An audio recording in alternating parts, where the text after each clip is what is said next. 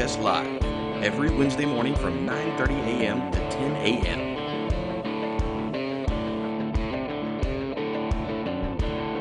Where you'll hear from new guests every week on relevant topics. Community-based, student-driven. And now, your host, Joe Roberts. Good morning, Panther Nation, and welcome to LHS Live this week. Are we recording or are we live? I never know. I hope we're recording. We're always live. We're always recording. I always like to give our junior producer, Oscar Sakata, a hard time. LHS Live this week, I'm Joe Roberts, and I'm here with special guest Lola Jones. And I don't want to confuse you with the famous track athlete Lolo Jones, which I've already done at least 4 or 5 times. So happy that you are here. You are, and correct me if I'm wrong, because I'm probably going to be wrong, you are the Liberty ISD LPC, correct? Right? The yes. district LPC, and you know, FBI, CIA, LOL, whatever. So that means licensed professional counselor. That is correct. And so, mate, you can see the gears working in my head. So before we jump into all that business, Miss Jones, who are you and why are you here in Liberty? Yeah, so as you know, my name is Lola. I come from Spring, Texas. I've been there since I was about 2 years old. Oh, wow.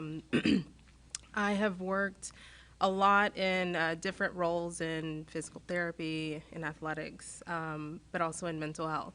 Mental health just seems to be the one thing that continues to drive me, and really I find a lot of purpose in life doing that.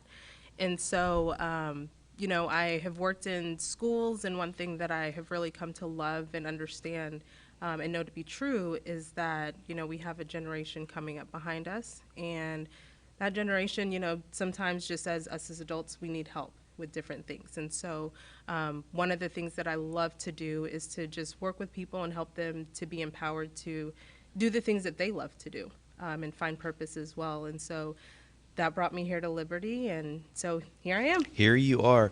Okay, now, anytime I ask you a question, you are at liberty to do the C-SPAN thing where you listen in your ear and then, I do not recall. So, married kids? Yes. Married kids? I don't know.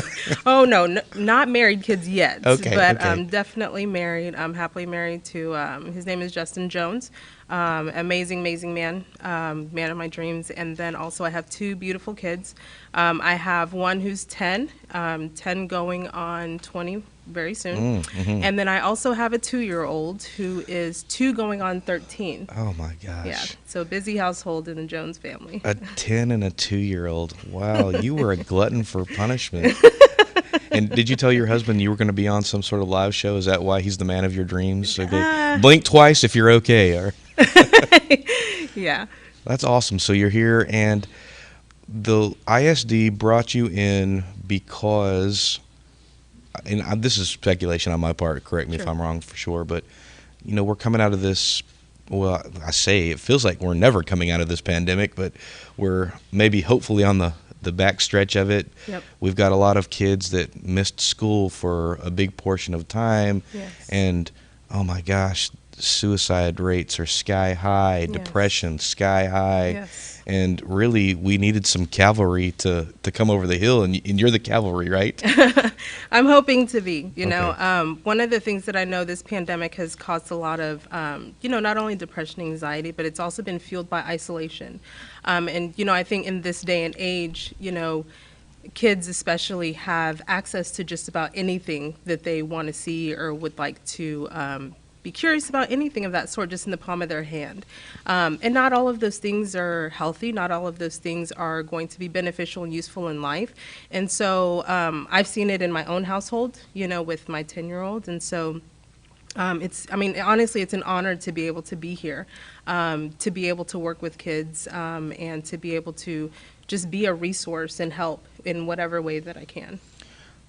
Now, I know they introduced you at the beginning in our opening convocation, but Yes. you were still doing some paperwork or something, and so you weren't there at you were here, but you weren't here Yeah. when we had our big meeting. Yeah. And so I don't know that a lot of people even know that you exist. Yes. unfortunately. Yeah. So you're here for kids, staff.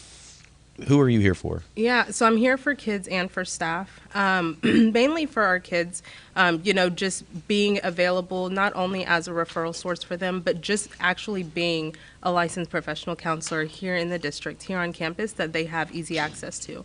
It's not easy to be able to get into a counselor, and there's different things that may stop you from getting in, whether it be financial burdens or whether it be availability, or whether it be just having access to them. So I'm here for the kids as well, and for staff. I feel like with our staff in general, just as an adult, in order for you to do your best work, you also have to be your best self. And I think trying to figure out what that looks like with all the stressors as well is one of the things that I'm available for, to help you to find out who would be the best person for you to go to for that. And that may mean having a referral to another counselor outside of the school who you can see on a regular basis to help you. So walk me through this process. When I think counselor, I'm familiar with our wonderful counselors here at the high school and the middle school. Yes, they're amazing. And they do schedules, Yes. and they help get things set up for other special services, but not necessarily. And they do this sometimes, I guess, but not necessarily in the sense of I've got my notebook open with a pencil and someone's laying on a couch and they're telling me, and I don't even know if that's the kind of counselor that you are, but what exactly does the LPC do, and how did you come into that role? Yeah, well, coming into that role was actually very interesting. I started off, so I went to, and I got my undergrad in San Antonio at UTSA, go Roadrunners. Yeah, go Roadrunners. And I was working at a physical therapy clinic, and I had my mindset on staying in physical therapy, didn't have any desires to do anything else. While I was there, I had one client who was coming in, and she had some mental health issues, and my lead physical therapist, as well as our physical therapy assistant, had a really hard time working with her to help her through her training, through her therapy. And so I decided, well, let me, try and work with her and see if we can have any type of leeway. And when I was working with her in conversation, she was telling me that she was bipolar schizophrenic. And at that time, I didn't know really like what that meant, but I could tell there was a difference with her in just when she would come in and how she would talk and just different things about her. So I just started looking up some different things as far as what that means. And it's actually, a chemical imbalance in the brain, which got me super interested because I'm like, man, how does that happen? Where does that come from? So just by doing different research at that time while I was still working in physical therapy, it sparked an interest in me, but I didn't really know what to do with that and what I could do with that. So long story short, the physical therapy clinic ended up closing abruptly. And at this time, I had my 6-month-old, and me and my husband were like, well, what are we going to do?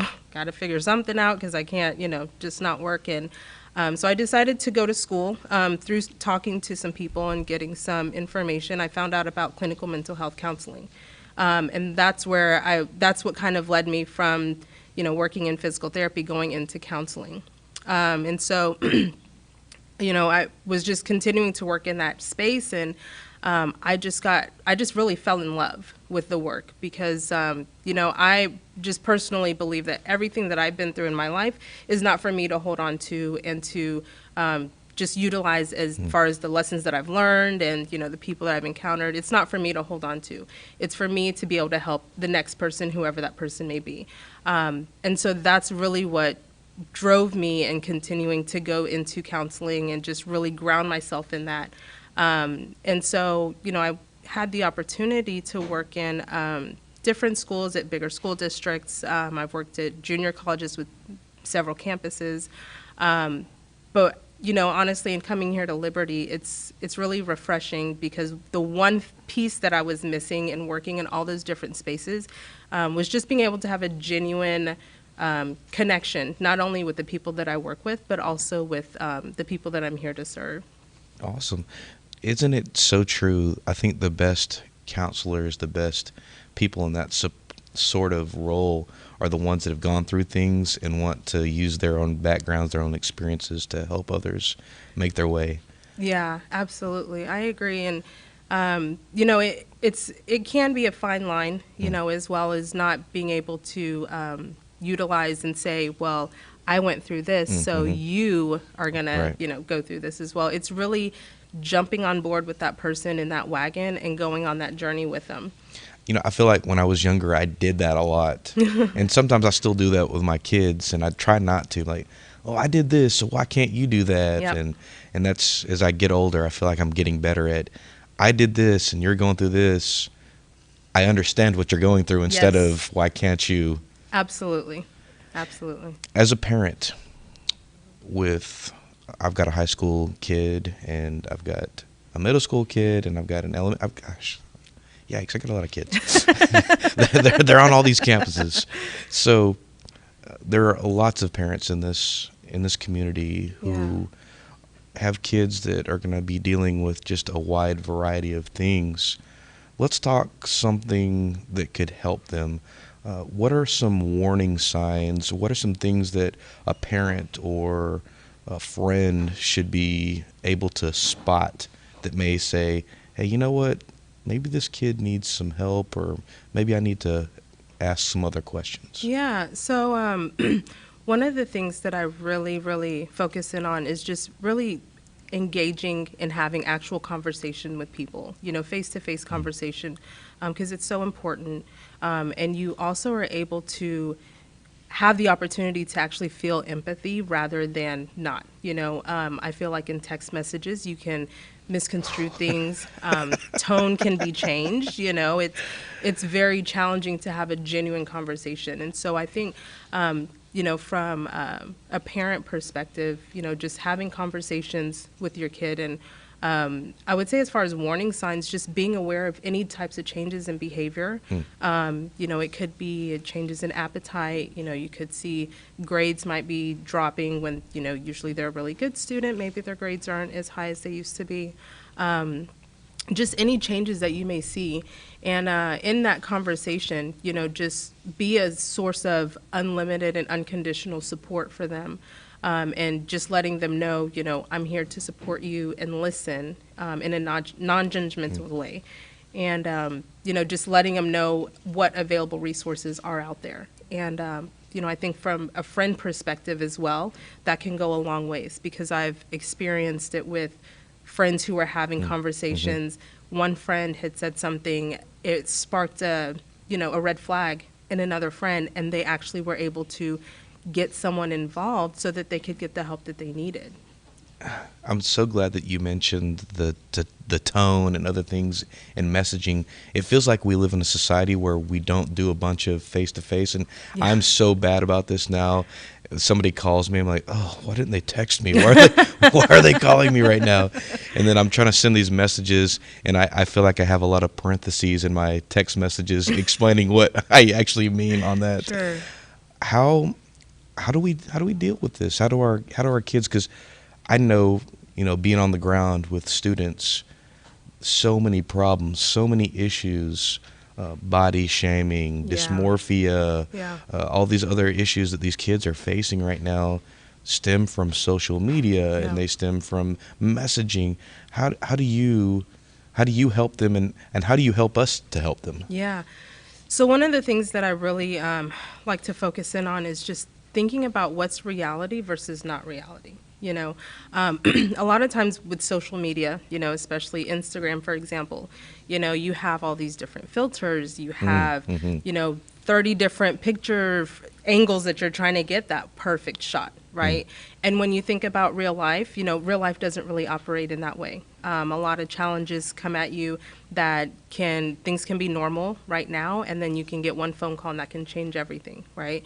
And so I think just helping our students be able to decipher the difference between reality versus what's not reality, and then just also empowering them to feel comfortable within themselves and accepting themselves for who they are. A lot of times when we're looking at who's different, who's not, who's the same, who's not, it's really just about understanding one another, and having conversations with one another.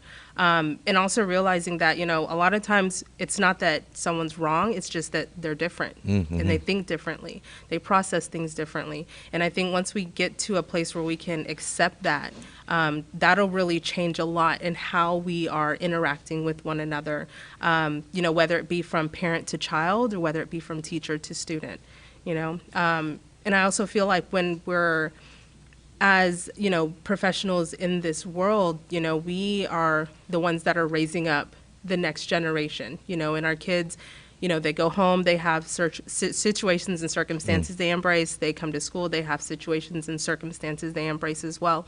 But what are we doing to help normalize their life for them so that they can feel accepted and they can feel like they're good enough to do whatever it is that they would like to do?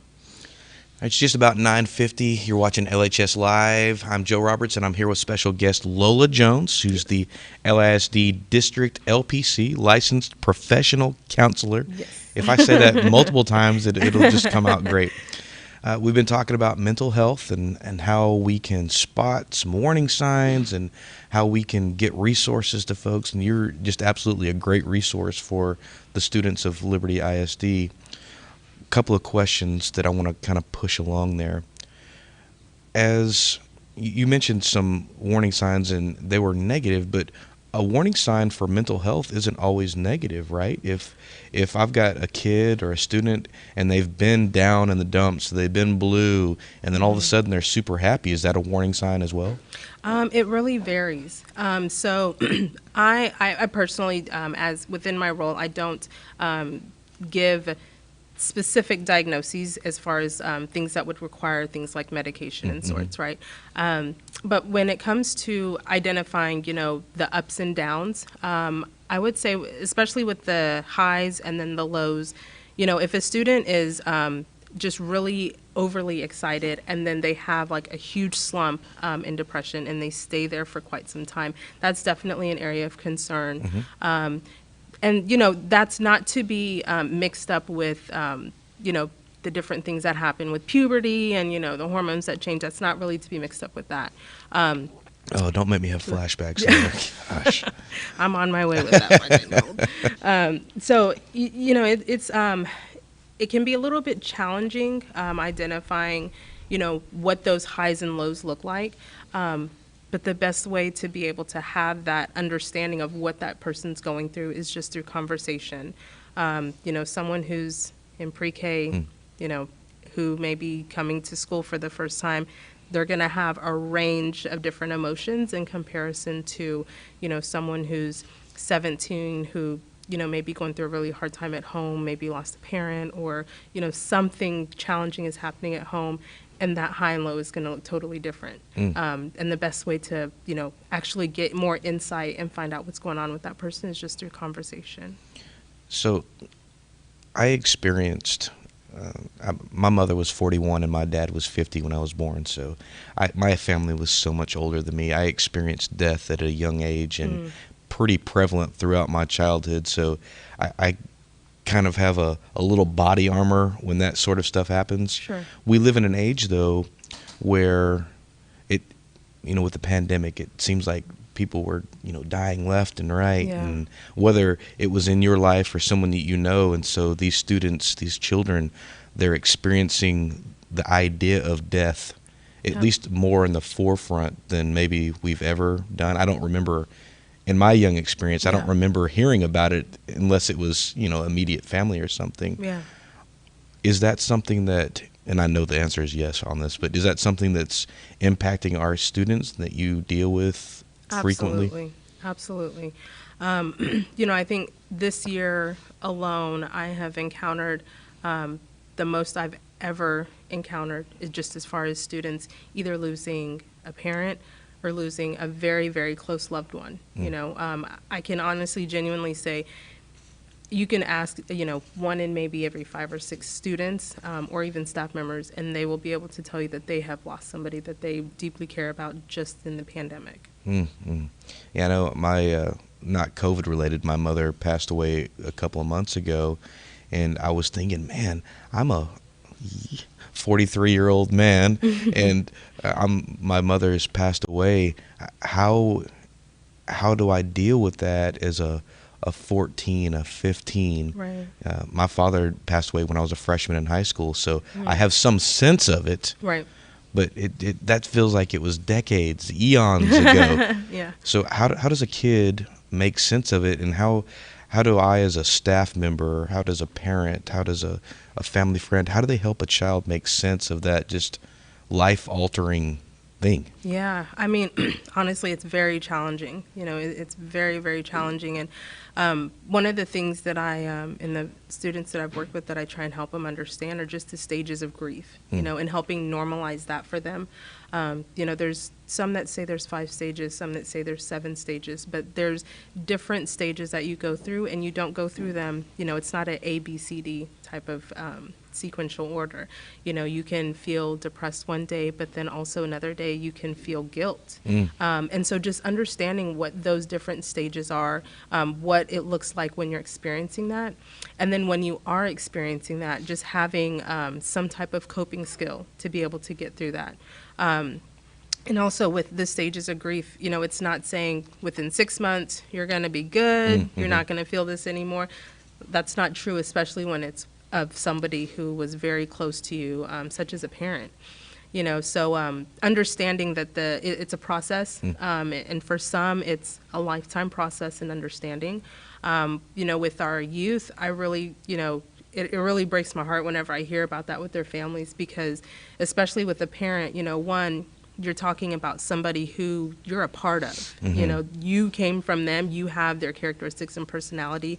And so not only is your brain still trying to develop to be able to have, the appropriate responses that you need, but you're also really trying to figure out who you are, and what life looks like in this world without that person there who is a part of who you are, And so I think it's a very delicate place to be with someone, but just giving them the time and the space, and then also just educating them on grief so that they can understand what that is, normalize it for them, and then give them coping skills to be able to manage through that.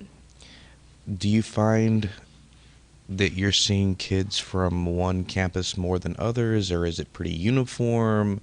Are the littles down at SJE and LES, do they handle stuff wildly different than the middle school and high school kids? Or? Yeah, it's very different. SJE, you're talking about the cutest of the cutes. Oh, they're adorable. And sometimes, yeah. Mine, yeah. And a lot of times they don't know the feeling words, how to identify those emotions. So, you're talking about how do you connect with them on that level, and just, they like to play, so what can you do in play to be able to have, those conversations with them, to be able to be effective. When you're talking about middle school and high school, it's very different because, there's a lot of different changes that are going on, whether you're in 6th grade or whether you're a senior in high school. A lot of life changes are happening. So just meeting them on their level where they are, and then working with them from that place. That's the best that I could do with that.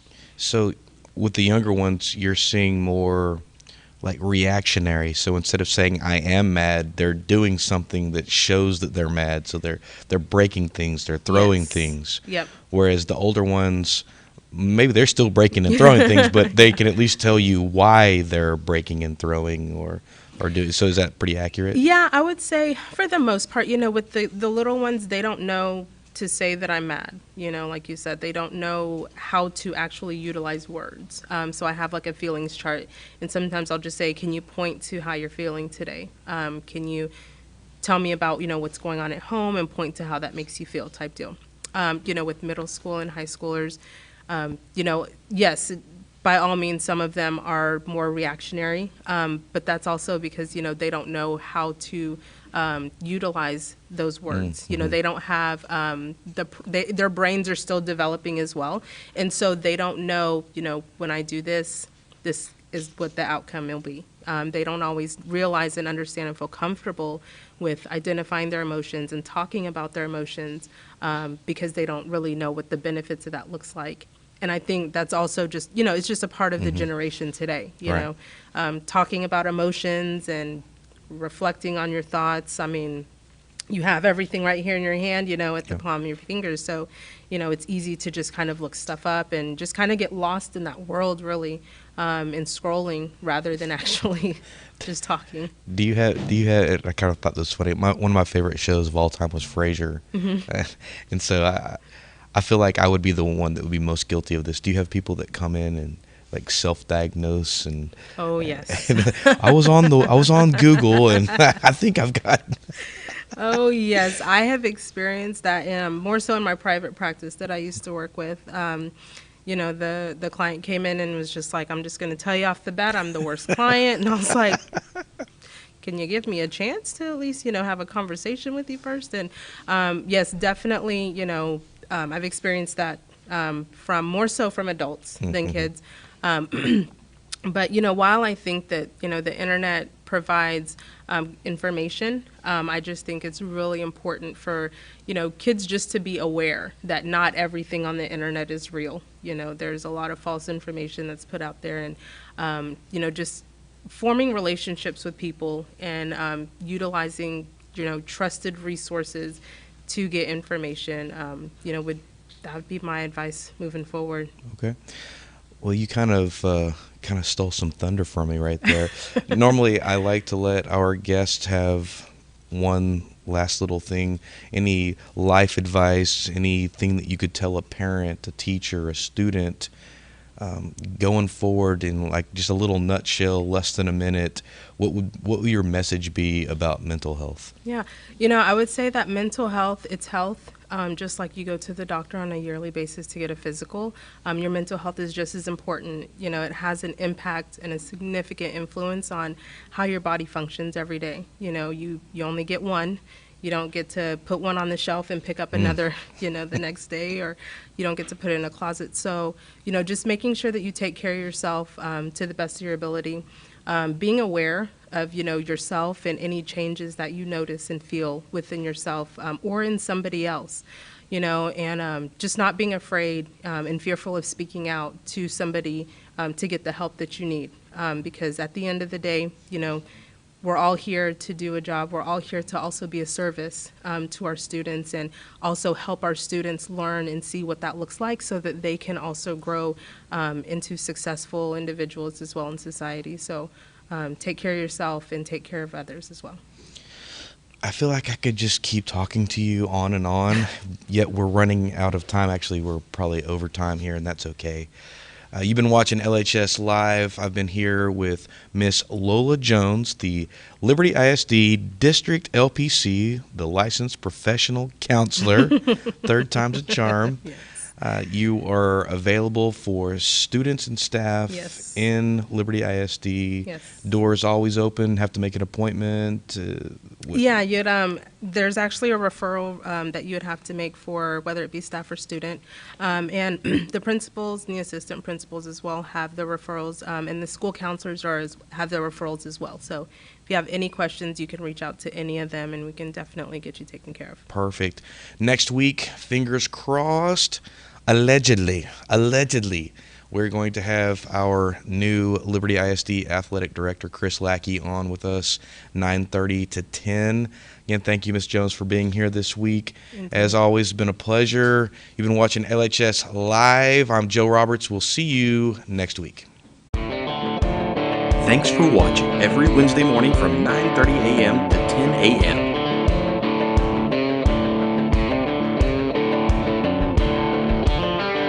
New guests every week on relevant topics. Community-based. Student-driven. Don't forget to tune in next week for LHS Live.